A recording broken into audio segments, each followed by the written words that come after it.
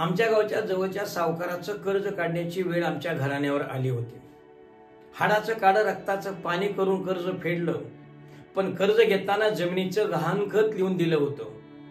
पाडव्याच्या आदल्या दिवशी कर्ज देऊनही सावकारांनी गहाणखत दिलं नव्हतं. शुभ मुहूर्तावर खत आम्ही देणार नाही, अक्षय तृतीया झाल्यावर देणार, नाहीतर निम्मा माळा माझ्या नावावर आहे. आता कर्ज फेडल्याचा लेखी पुरावा काहीच नव्हता, तरी पण तो लिखापडीचा कागद देत नव्हता. कर्ज तरी फेडून घेतलं म्हणून आमची माणसं घरी आली.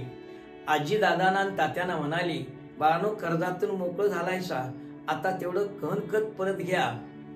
अक्षय तृतीयेचे झाल्यावर तात्या दोनदा जाऊन आले. सावकारानं गहाणखत दिलं नाही. मग मात्र आजी वाकड्या नेमाला वाकडच नेम घ्यावं लागणार हे आजीने ओळखलं. त्या काळात आमच्या मळ्यामध्ये फरारी यायचं.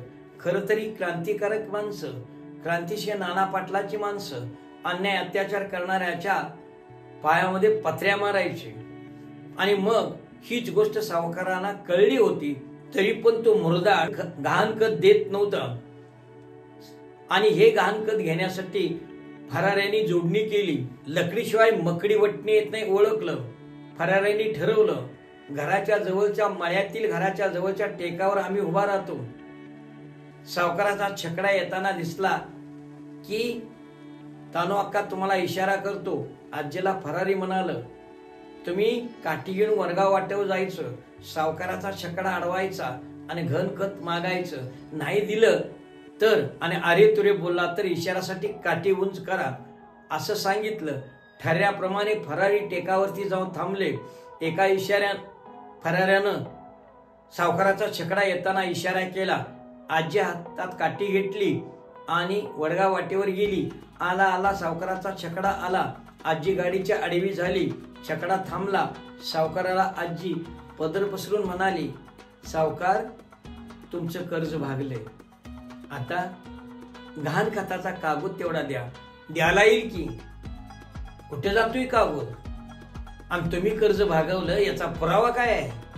असं वाकड्यात शिरू नकासा आणि मला बी वाकड्या जायला लावू नकासा.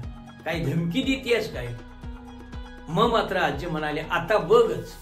आणि आजीने इशाऱ्यासाठी काठीवरती केली. टेकावरच्या फराऱ्यांना इशारा कळला. धाडकन जमिनीचा बार झाला. बैल भुजली, पुढं आली. आजी आडवी काठी घेऊन बैल माघारी फिरली. धुर्रा उडीत गाडी निघाली. तर फराळी फोडून यायला लागले. सोडायचा नाही, धरा धरा म्हणाली. गाडी उधळत धुरा उडत पळत होती आणि फरारी आडवं येत होतं. येता येता गाडी जाता जाता गाडी कधी आली आणि कधी गेली कळलंच नाही. आणि सावकाराचे हाग लेणी पळताभई थोडी झाली. सावकार निघून गेला. त्या दिवसापासून सावकारानं आपली वाट बदलली. वडगाव वाटेला सावकाराचा छकडा पुन्हा कधीच दिसला नाही. आला तो त्याचा सेवकच आला.